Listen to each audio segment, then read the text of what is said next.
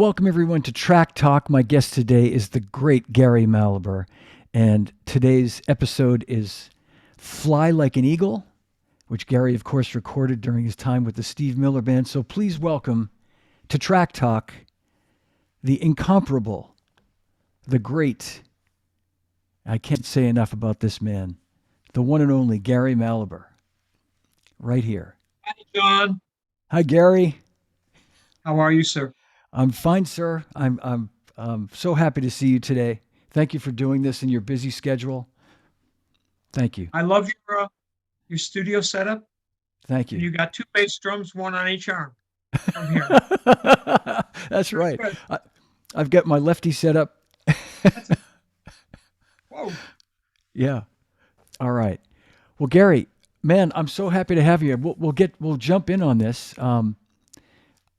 This is a song that I think every drummer that's ever picked up the sticks, or certainly most of them, have dissected and heard this song, and just given you the total tip of the hat, whatever. Like this is a major accomplishment. This song. So congratulations, first of all. Thank you. Thank you. That was an interesting 2 months that should have only been 2 weeks. Wow, man. Well, we'll talk about that. I want to talk about those sessions because and you're alluding to those sessions where you recorded "Fly Like an Eagle," the album, and also what later became "Book of Dreams," because of all the material you guys had. But let's dive in for a second on "Fly Like an Eagle." Um, the song, I know Steve had written it a couple of years before you recorded it. I think I saw something from like a midnight special from '73 or something with a different rhythm section playing it. Uh, Yes, yes. Um, I'll shorten that without getting into too much detail because he couldn't really get the recording of that he wanted, yeah. and it took that amount of time. He refined it a little bit more, and I think he did some lyric change up. And then finally, when he decided to do this big project, um, he called in Lonnie Turner on bass and me, and we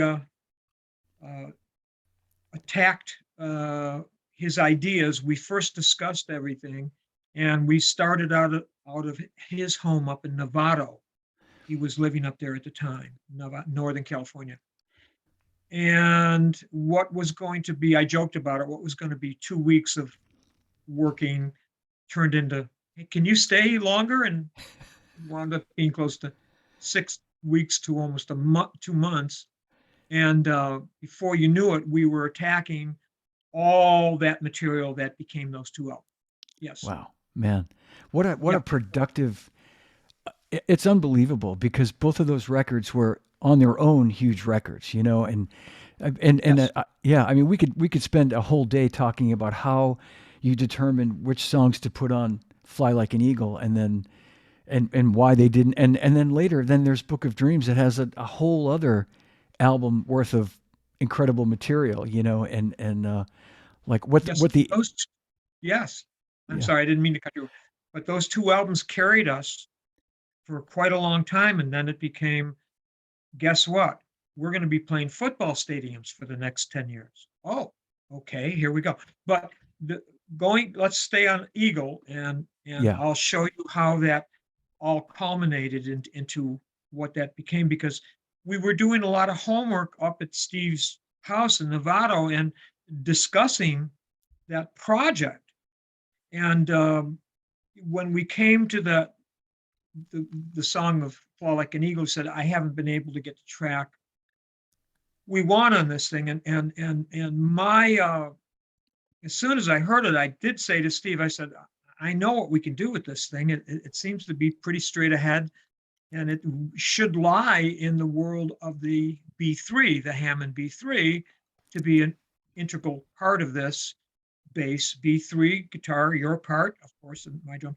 And Steve, at that point, um, located Wahim Young, the Hammond B3 player, Yeah. who was in town in San Francisco to audition or already be rehearsing with Carlos Santana. And Okay. Steve knew what was going on in San Francisco. Said, "Well, let me track him down and set him up for a day in a session." And I said, I think we'll get it with that. If he's that player and he studied with the people that we've heard he studied with, oh boy, this is going to work." And it did. And once again, that world of B3, the Hammond organ was, you know, an integral part of my education. Yeah. And that world uh, passed through my hometown in Buffalo, New York, and it was part of, you know, Rochester, Pittsburgh, Cleveland, Philadelphia, of course. And I knew all the units that were the popular B3 units, including Jimmy Smith, Jack McDuff, and Jimmy McGriff, and that. So that world of music was, I had already possessed everything that world did, Yeah. and it filtered into Eagle. Right. And playing with Van too. I mean, I mean, you'd already had that experience, going back 5 or 6 years before that, where you'd had. I mean, not so heavy B3 necessarily, but you'd had that kind of, that soulful kind of, background or that soulful experience. My hometown, I mean, I started off at, 16, 17 years old. I was playing a lot of jazz in city of Buffalo.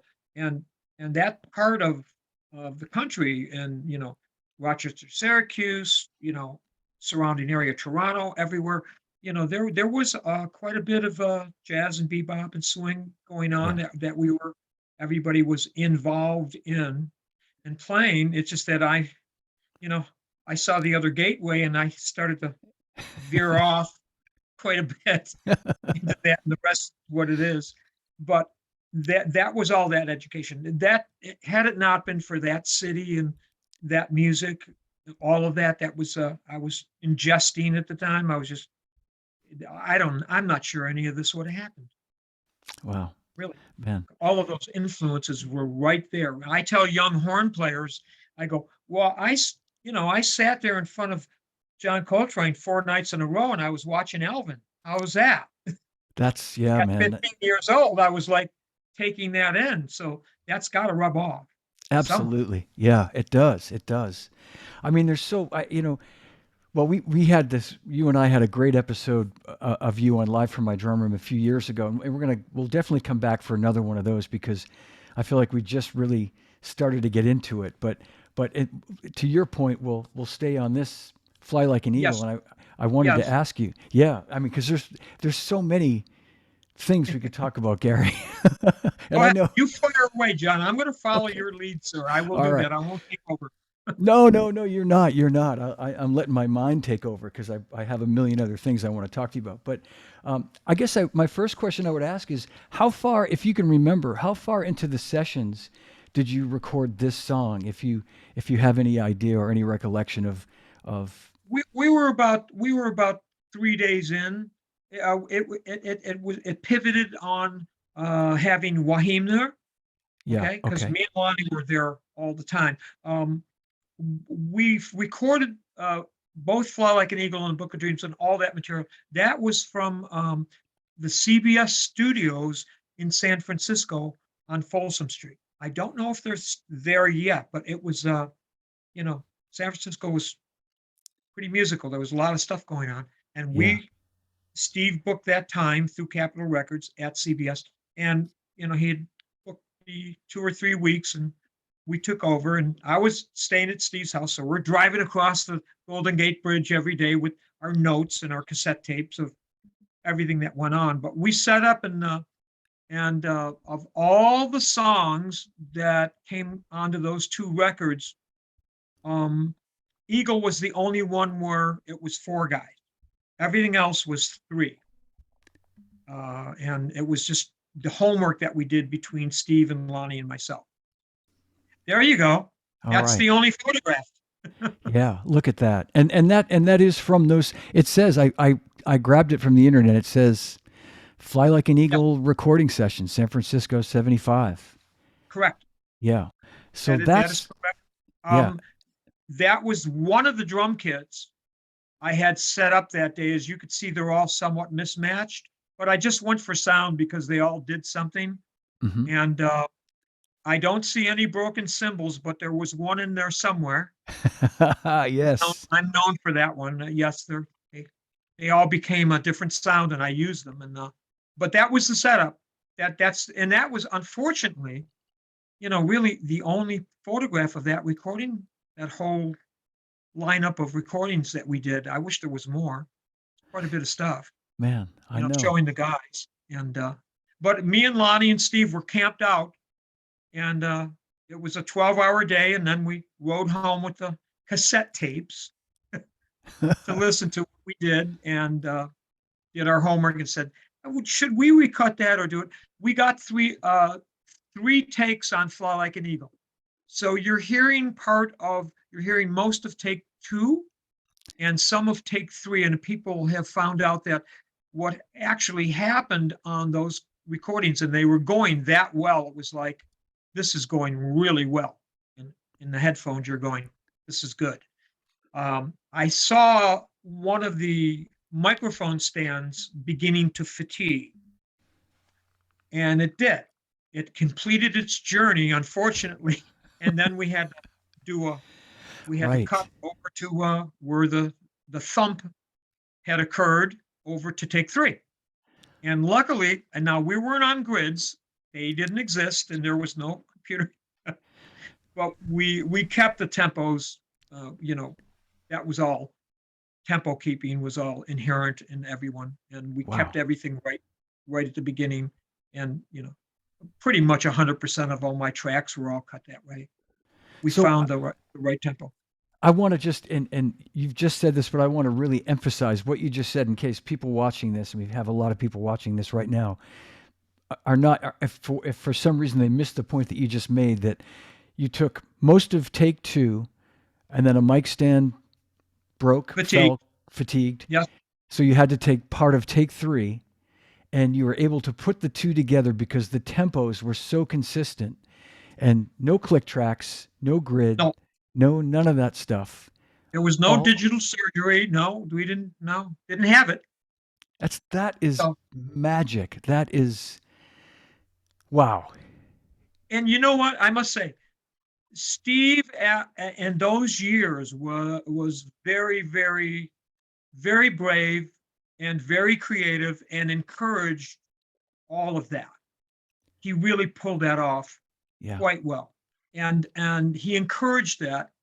And I even said, anything you want special to go on. He goes, no, just he kind of liked it when I put fills where they may not really, where they may not have been. He said, Yeah. just go ahead. I'm that's why you're here. Go ahead, just make that work, and we will. And we did one other note on all those sessions. Uh, our staff engineer was there. He came equipped, and it was John Fasaro. And John is a good lad. Yeah. Yeah. But a lot of times we were really engineering on top of that. So it wasn't your standard, like why my bell cymbal came out on the courses because we grabbed another mic and just stuck it right up underneath the cymbal. I said, we're going to need that. I don't want to mix it up top like a jazz record. We're going to need that to be predominant. So we did it. Yeah. We took over. Which was I mean, was that pretty unusual at that time, Gary, to have be that hands on as the artist, as the you know, Well, Steve went in there with a bit of magic and power because he had already established himself very yeah. well, and they knew he knew how to do that due to his training in working with all of the machinery. Then, I mean, when he took all those tracks out of that studio, he did all the vocals at home. So there Oh, he was at home on a little 421 microphone with the compression turned all the way up, and that's why you can hear him breathe. I didn't Because know that. Okay. he was forcing the issue. He was he really would pump the plug-in, Yeah. whatever it was. He would just like crank it and go. I like what that's doing. That's really, you can hear me breathe. So you can hear him take breaths in Right. between lyrics, where it's, a lot of times you can't hear people do that. So he would just push it. And we would, of course, you know, encourage. Yeah, go ahead. Sure. Great. Wow. Great. That's what the whole thing was, is just to, we just went loose. And then after we listened back to those takes, it didn't have all of the space, all the celestial sounds and everything like that. And we said that track is holding up by itself. And we knew coming out of that studio, yeah, that, you kind of get the hairs on the arms, they kind of Yeah. go up Yep. a little bit. I could mention that on all the artists, they just do. And I'm sure all the other guys, when they hit a track like that, they feel the same thing. I'm sure they do. And we knew it was in the can.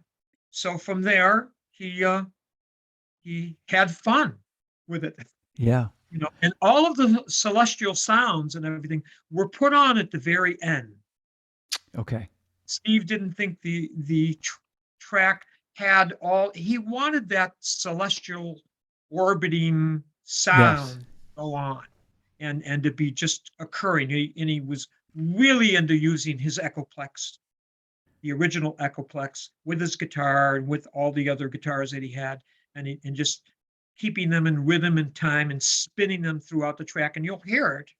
And then he had that with the guitar. Then he had a very basic Roland, one of the first Roland synthesizers. Yes. I mean, basic. You know, they had the little buttons that you would press down, like they looked like little tongues, and it would say oboe. And so he would find what he wanted and run it through the Echoplex, and that's what you're hearing.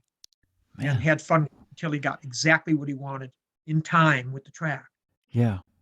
It was so, I mean, that record was so, the whole album with those sounds and that song in particular, it was so like groundbreaking.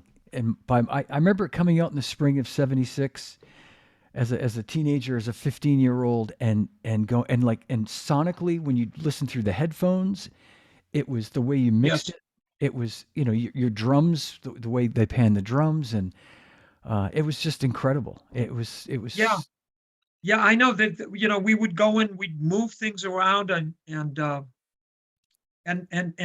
make all that work just by moving a few things. I said, well, you know what?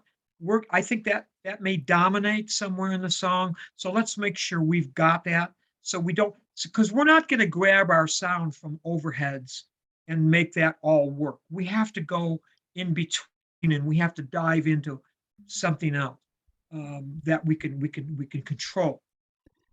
right. So it was quite a time, and Steve encouraged everyone's input, and we did our homework over those tracks, and Well, and really sat with them quite a bit. Now, yeah. there's another story on Fly Like an Eagle. Now, that guitar riff, just so you know, I'm sure maybe the guitar world knows this, but that original guitar riff came from another song that Steve wrote called My Darkest Hour, or My Dark Hour. And he Yes. had that enveloped in that song. And one day when we were discussing what we could do with it, he said, well, I think I've got $1 million guitar riff, but I've got it in a $2 song. I want to put that in $1 million song. I said, okay, go right ahead. That's true. That's Wow. actually where it came. Yeah, Yeah. he had that riff for quite a while. So, I learned something from him. You could really, in popular songwriting, you could almost get away with a lot of stuff. You could do what you can't do in writing a great novel. You could just, in song, you could just move. We used to joke about it, say, hey, look, we're going to play Mr. Potato Head here. Let's take the eyes and put them over here, and the nose and put it over here, and let's move the song around and work it. And we would do that, not on a computer, of course. We would do that analog. So Right. it took a little more time. Man. Well, Gary, just for people that are listening and maybe not watching this, I've got the picture of the drum kit back up again. And Yes, just like I quickly wanted to ask you, I can see a Ludwig tom tom, I can see a pearl, probably a fiberglass tom tom, that silver. yes, Yep. yes. And a concert tom and another Looks like another concert tom next to the Ludwig tom. Um, Yes. Those three, the white and the light mahogany and the dark mahogany, and that those I've got one drum from every kit. And sometimes I would go over to, Pro Drum on Vine Street, of course, yeah, sure. with Stan and Jerry and the guys, and I'd find something and I'd go, how much is this? And I'd just add it, I'd add it. It was just purely for the sound. Yeah, It was made. A lot of times I would just play them and not retune them and just say, I don't know what it's doing. It's doing something I could record. So I high pitched the little white one up on top perfectly to the key of the tune yeah. that we were in. And then the rest of them, I just let them do what they were doing. And So that's how that, that's yeah, how, that's exactly the kit. that's exactly the kit. Because that white tom is the one that, I mean, the combination of all those toms together make for just an absolutely beautiful melodic, progression and tuning. And that white tom is just so, it's the perfect high pitched. It reminds me of like I used to think you played those Tama octabands. Do you remember those? Octobans, whatever they're called. Well, the octabands are actually on another song called Wild Mountain Honey. Okay. All And we right. hand tuned every one of them to the sitar because Steve had a choral electric sitar. And he had the sympathetic strings tuned, and we would tune the octabands, and then I played the octabands with my vibraphone mallets, I see. and then we As a tuned performed instrument. that. There's Yeah. about 12 overdubs on that one song, and which started off with just a hat and a click, and then I said, Steve, I've got 10 overdubs, and he said, go, just do it. That's how he was. It was Yeah. great. Yeah. I mean, creatively, he was in a beautiful spot. Everything was yes, and there wasn't ever a no. And he said, put them on. Just go. Just keep address it and address it, and then we'll see. We'll filter it out later. And it was great. Then we had a song called Serenade, and that tom on one of my fills, I threw my sticks at the tom. I just threw them at it. They were in my hands, but I just threw them at it, and it would overpowered the track. And Steve loved it, and we used it in the Serenade song. You'll hear it. It's in there. It's like, I know exactly where you mean. you know that one? Oh, And I know that song. Absolutely know that song. Let, and Steve yeah. encouraged that. Yeah. He said, "Hey, go ahead, go, just yeah, go, go, go." Okay, I said, "Well, I'm going to pop one where maybe it shouldn't be." He goes, "No, no, no. When you do it, it's where it should be." I said, "Okay, thank you."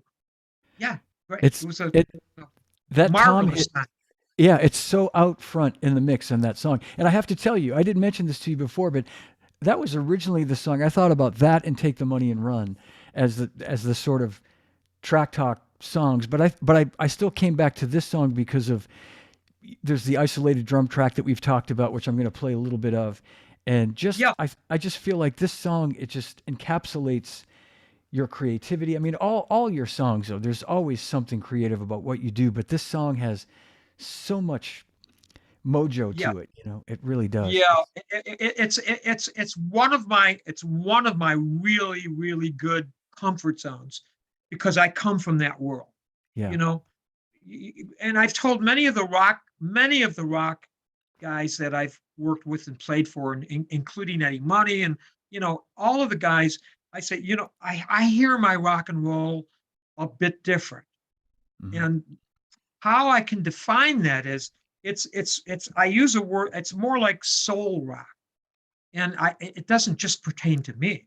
I just take a combination of the records that I've loved from the past, as we all do. We all have our comfort zones.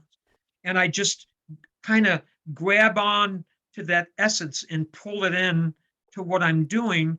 And I can get off the story here for a minute, but for a minute, when I did the Eddie Money stuff and Bruce Botnick was producing, who he produced the Doors, I said, Bruce, the way I feel about Eddie is he's kind of more an R&B singer than he is a rock singer. I mean, if you could just get that perfect mixture of the two. I said, do you mind if I play my drums through that world first before we go into the rock world. I can pull it through and apply it a certain way. And that's why his material came out the way it did. It felt that way. Yeah. So same thing happened with Steve, you know, and we discussed it and he was open to everything. I'm going to pull from here. Let me pull from there. Let me grab it from Yeah. here and, swirl it around sort of like a little blend, like a cocktail of all of the stuff that, we've heard and we've grown up with. I have to blend it up into another drink and Well, I make have it to go. think. Well, and when I've done these track talks with other artists such as yourself, the common theme that seems to come through is the chemistry of all the parts together, and how there was just a magic time. And I've always thought that about this record and all the songs that came from these sessions, from Fly Like an Eagle, Book of Dreams, and the conversations you and I have had over the years, that Steve must have felt so comfortable, the comfort zone, as you've said many times, with you and Lonnie, and just the ideas. They just sound like they were flowing like endlessly during those 6 or 8 weeks in the And, studio. and we did discuss it. It Yeah, was at night we would listen to those tapes and we would discuss all of that. And I remember one specific night, and my point that I wanted to get across to Steve and Lonnie, we stayed up pretty late. I said, it already seems like we're making a record that is quite diverse. And there's a lot of it. I said, let's stay on this. Let's try to make each song do something unto itself. So hmm, that's why Steve, when he figured it out, he goes, there's too much here. I'm going to make the two records. So let's keep going. I And we see. did. Yeah, And we yeah, kept everything because if you go from song to song, they're all different rhythmically and sonically. I mean, yeah, if Wild Mountain Honey has nothing to do with Eagle, yeah, really, and it has nothing to do. Keep on Rocking Me became our number one big single, and that is an animal all to itself. yeah, And they all have a different tempo and a different attack on them, and it kept both records diverse. yeah. And Take the Money and Run, I think, is its own separate masterpiece. It's We're fooling with that one, yeah. and I remember just yelling to Steve. I said, "I have an intro." He said, okay, well, the same thing happened with Swingtown, you know, um, in our discussions with that. I mean, and Steve, of course, on that intro, he said, let me hear it, play it. He goes, Yeah, but if it's really good, I'm not going to stop the song and we just keep going. Okay. I said, okay, make sure I can see you through the window. Okay. Very good. So I did the intro and we kept going. And that was Take the Money and Run. oh man, I what an said, can I? intro. So he said yes. I mean, somebody could easily cut you off at the knees and just say, no, no, no, it's not going to. Yeah, But yeah, no, no, no. Everything was, yeah, that's working. Okay, we'll do it again. Now, Swingtown was, I'll get away from Eagle just for a minute, but Swingtown was that same equation. Okay, except when we were playing it, and originally, Steve took a break and had to call Capitol Records, and me and Lonnie were in the room, and between you and me, and I even admitted it to Steve. I said, you know, I looked at Lonnie, he looked at me, and we both kind of went, oh no, I don't know about this one. What's going on here? And I said, and it was really easy. We figured it. I said, well, it sounds like the song needs a place to come from. We have to we have to put up something in front of that. So it's got a place to come from and go to. We're playing the go to, and yeah, we haven't come from anywhere yet. yeah, So yep, I said, look, I know the tempo. I've got an old marching drum cadence I wrote. I got ready my 2 years at University of Buffalo, which was a feeble attempt at that. I said, no, I'm not staying here. I'm going to hit the world. Okay. So I took what I came up with. I said, look, I'm going to play this drum cadence. I'll do the whole thing just here. You come up with a bass line and slide it underneath me, no more than 3 or 4 notes. Okay. And he came up with that in 2 seconds. and we're playing it and playing it. Steve came back into the room. He heard it from outside. He said, got on the microphone over the headset. He said, don't stop, stop, start again. We're going to fade that up. Keep playing it until I tell you to go to the next letter A. And that's how Swingtown became Swingtown. Oh, man. Another And masterpiece. Yeah, just another that, masterpiece. it was exactly a marching drum key Yeah. that I had written out for like 14 pieces, 5 snare drums and 4 tom-toms and bass drums. And I said, well, I'll melt it down to just me and my bass drum and the hi-hat. Let's see Yeah. if we can pull this. And there you go. So I love that. And Steve was yes to everything. Yes, go. Well, You got to have that. Yeah, exactly. Well, he knew he had a good thing. He had, lightning in a bottle. And I that's wanted, why we stayed there for 2 months. yeah, My yeah, goodness. exactly. I wanted to ask you, Gary. I can't see in this photo. Now, were you using the Gretsch brass shell snare at this time as well? I on had this a deal? Rogers Dynasonic That's on right. that, and I still, John, I've kept all my snare drums, pretty much, my 12 or 13 special snare drums throughout the years since high school, and I've kept almost all of my cymbals, but I never kept, except, go back to the picture, those toms, Yep. I still have those toms, those 3. Wow. Those 3. I still have them, and I put them away, and I said, you know what? I'm going to keep these. And only did I keep cymbals and snare drums, and I have them all. Incredible. Yeah. So there you go. So I had a Rogers Dynasonic with it had the a suspension bar on the snares, Yep. like a little bridge, and that was there. I still have that. I think now that you say, I think you showed me that once.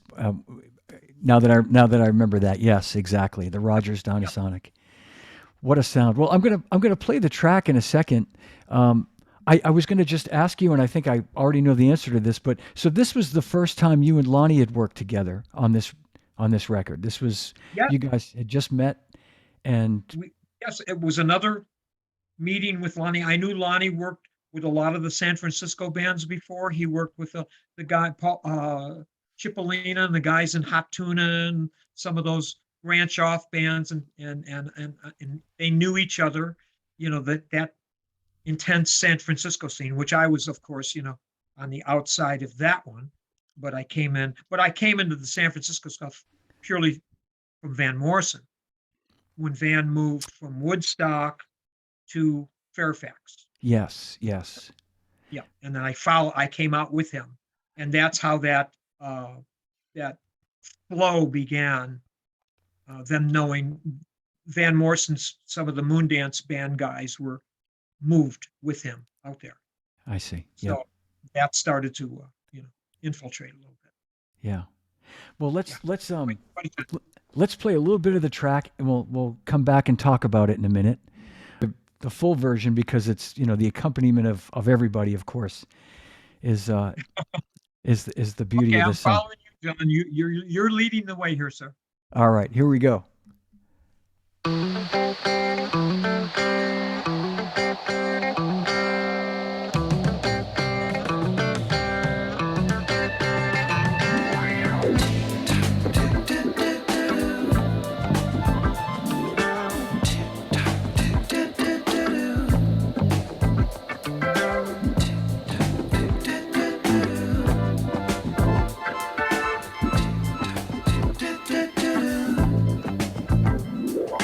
Time keeps on slipping, slipping, slipping into the future.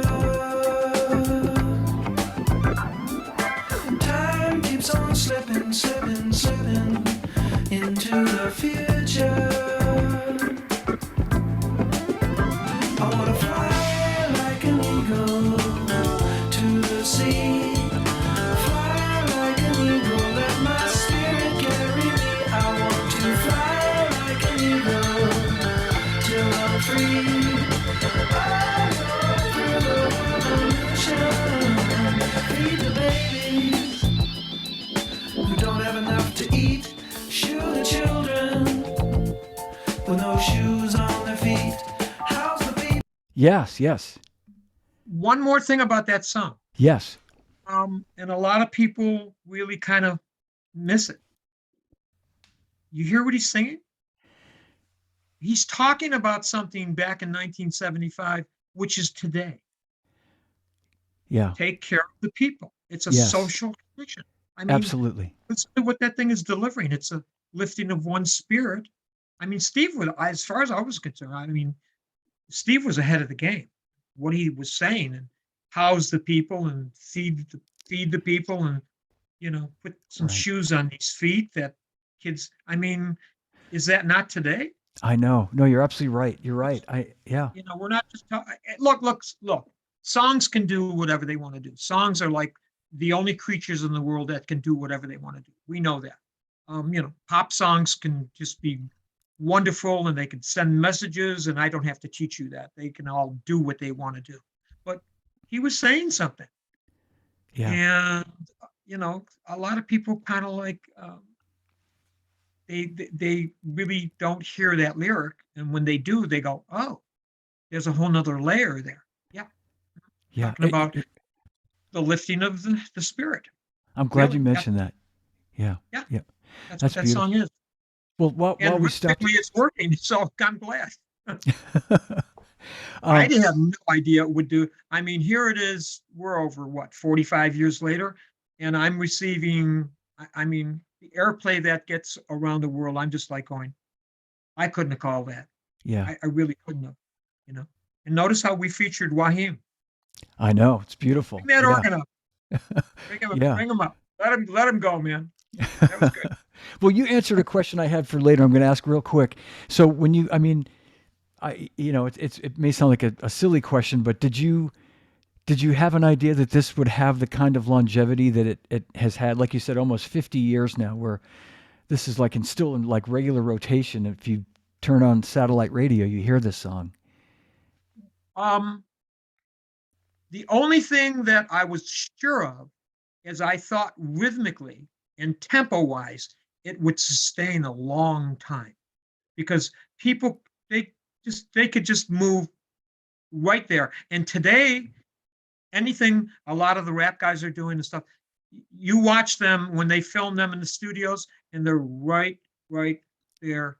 And then when that's moving and bobbing back and forth, that Yeah. stuff, rhythm just it has a life of its own. But I knew rhythmically, I said, this is gonna do something. Something, but not Man. as long as wow. Yes. And the message in there, I'm waiting for the first set of interviewers on the song to hear that. Yeah. I haven't heard it yet. I'm going, are they listening to those lyrics? Going along with that rhythm that you can move to? That's my favorite rock and roll always. And you're Yeah. Yeah. bobbing, you're going, okay, you know, I've That's got my favorite guys, and hey, look, if I mention 3 or 4 drummers, I'm leaving out 30 or 40 guys that we can talk about. But right. there's certain guys that magic song will be there, and they'll just handle it beautifully. Yeah. That tempo is it's such a sweet spot for just like you say, just moving, and it's just right Yeah, there in this. Yeah. yeah, it still works. It works today. There's songs that we all have our favorites. I mean, John, you see people's lists of they think the favorite best 50 songs in rock and roll are, and I'm going, I never agree with it. And I go, okay, well, all right. So if you got, 100 lists from 100 different people, there will be 100 different lists of completely songs that are like, okay, whatever. So at that point, I learned a long time ago to just leave that one alone. Everybody will find what talks to them, Yeah. in, Yeah. in both rhythm and mood and all of that. I mean, look, in reference to some of the stuff I've done, I never knew for a minute, if I may, I never knew Moondance would do what it does now. I would never have thought. They can't Yeah. even categorize that album because Moondance itself is swing bebop kind of, but it's not going to be something the way Coltrane would have played it. I mean, it's a song. You go straight ahead with it. But look at all the other stuff that's on that record, and you go, oh wow. So Yeah. always be diverse and strive for that. And I think it makes for everyone a far more interesting record and of thoughts and ideas to play back and to have. Yeah. My favorite records. Yeah. We all have our own favorite records. So we got to leave. I leave that one alone. I go, no. I'm not going to recommend anything to you, and I'm not going to do that, and I won't do that. And you just find your stuff and tell me about it, okay? And tell me why. Well, I will tell always you, do that. Moondance is right up there in my favorites, along with this record. So no coincidence that you're on both of those records because they're so special. So the team that was in the studio, which was really the three of us, there was some magic stuff going on for a lot of the band. Then I remember there's some really cool records that were all coming out. Everybody was contributing. Those who really paid attention. They were in that studio for days. I mean, I would sleep on those couches. I wouldn't leave Capitol Tower. I just slept there. Why not? It was nice and comfortable. And you just play it back again, no, again. It's there you go. You know the process. You got to be in it heavily to come up with that and love being there. Yeah. I mean, I'm still doing that. I'm working on this new my trilogy and this third one. I'm going to put in at least 3,000 hours of just listening and play back and rewrite. Play everything live for real. There's no machinery going to take over. We're doing that, but what the song is doing and its inner workings is what we adjust. Right. Yeah. All right. Well, I'm gonna finish out this track. We'll listen to it. And I was going to ask you now the ride cymbal is a 22-inch. Is it a 22-inch? 21-inch, and I have that. It's at home. You have that, and it's an A Zildjian, I think, and right? It was beginning to if you don't put the little the rubber grommet, yeah, and so the cymbal will start to look like a keyhole. So you got to be careful. I said, yes, and I left my protractor at home. That's my little cymbal. I brought it to Zildjian, but I don't think they're going to want to make it. So I keep my own protractor. It's my design because it broke in half, and I kept using it. Right, so right. That's fine. Like, okay. And you don't have to manufacture it, but I'll just keep it for me. the trashy cymbal that we hear in this song, we hear so much in other songs, and that was an actual swish, a 22-inch. Oh! You mean the one in the keep on rocking me, baby? That's in the intro. Yes. And then when I hit it, it's a split from the curved edge up. It's split and it moves around the cymbal. Okay, 22-inch, and part of it is carved out, so I could stop the split from continuing. China or Pang? China, I would believe. What differentiate between Pang and the China? The Pang, I know that. That's always the big question. And a Pang has a sort of flat edge, and this has a swish, or a China has an upturn. Okay. That's it. I've got it. I got the picture. I took a picture of it. It's in my garage, so it's there. Okay. You could use it if you want. I'll bring it up. I'll send it out to you. and that's the same cymbal. You're using it on this song as well. That same cracked. It's there. Swish. It's there. I didn't hit it that much. It's there because this was a different natured song, so I thought that would be offensive. But I certainly didn't think that way and Keep on Rocking Me. I said no. As a matter of fact, the staff engineer, he said, you might want to take that cymbal down. I said, no. Just because you want me to take it down, I'm not taking it down. and Steve loved it. He said, no, that's cool. I like it. So we're done. Yeah. Well, I'm hearing a Chinese or a trashy sound at the end of each verse when you do the fill that goes in. Yeah, that is that. Okay, so. Yep. Living in the street. Oh, I thought so. Right here, coming up. I want to fly like an eagle to the sea. Fly like an eagle, let my spirit carry me. I want to fly like an eagle till I'm free. Right through the revolution. Time keeps on slipping, slipping, slipping into the future. This part right here. Time keeps on slipping, slipping, What you and Lonnie are playing. into the future. Raheem, Yeah. Time keeps on slipping, slipping, slipping into the future. Time keeps on slipping, slipping, slipping into the future.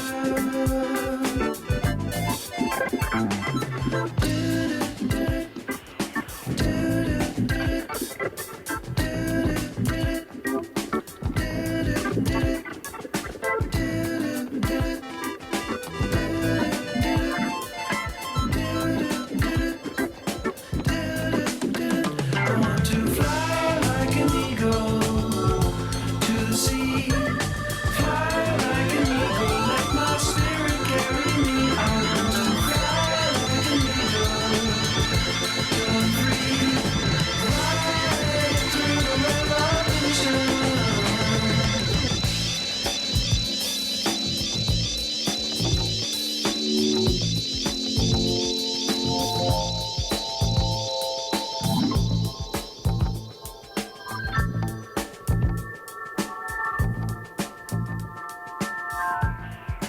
And the groove is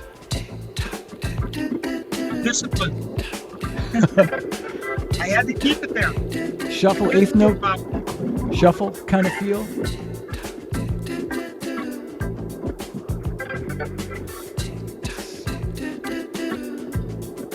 Time keeps on slipping, slipping, slipping into the future.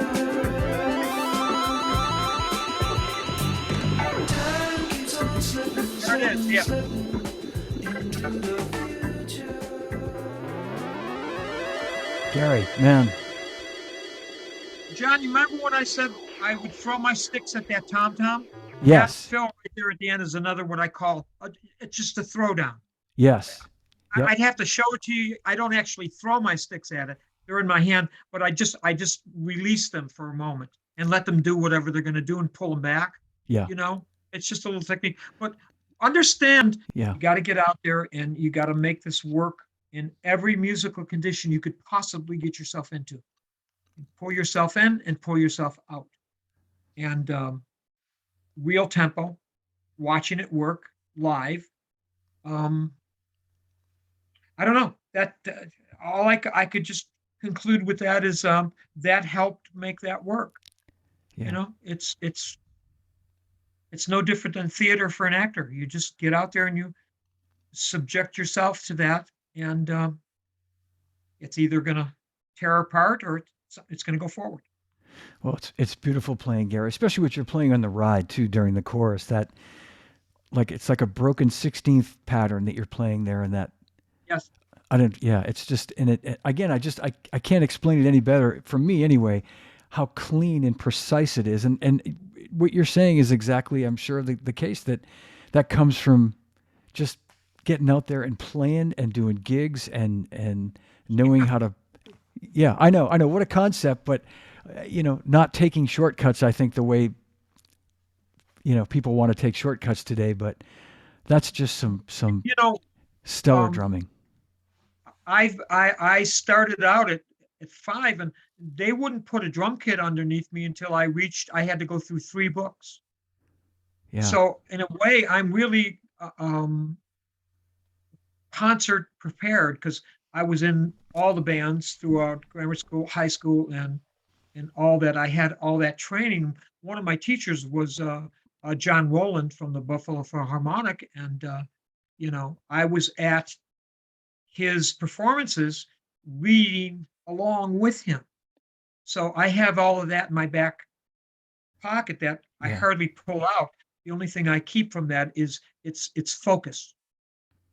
I don't usually apply that to what I call street music because that's a different world. But Right. I do apply it, but I sneak it in with just a bit. Just just I know it's there and I could use it when it's the right time to go there and then pull away.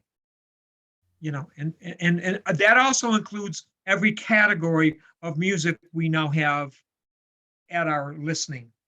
Yeah. Everything that ever happened, everything from the jazz world to the world of reggae to the world of all 70 years of rock and roll and on and on and on. Well, It's all it's there.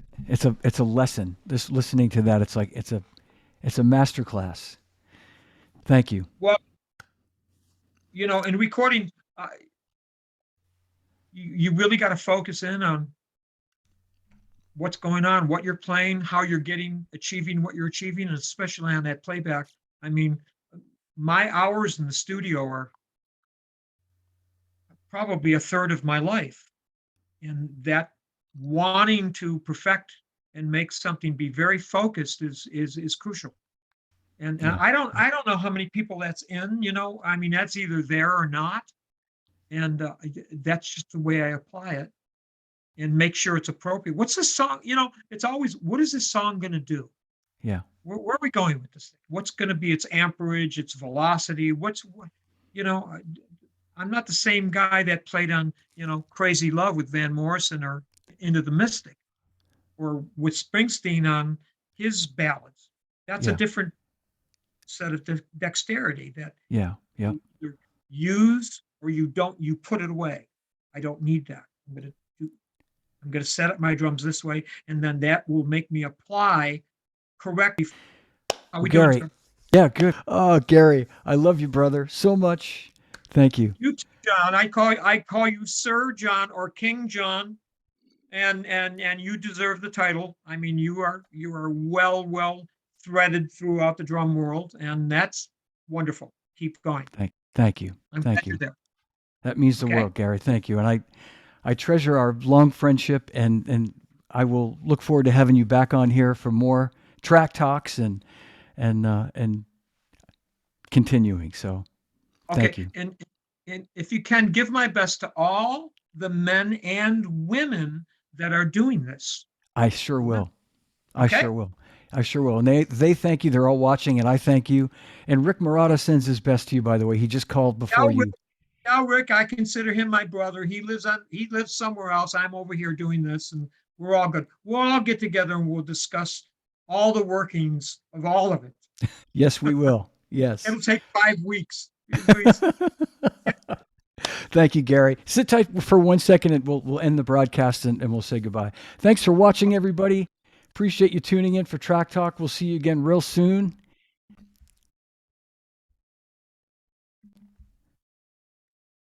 That's my show. Thank you for watching Track Talk with Gary Mallaber.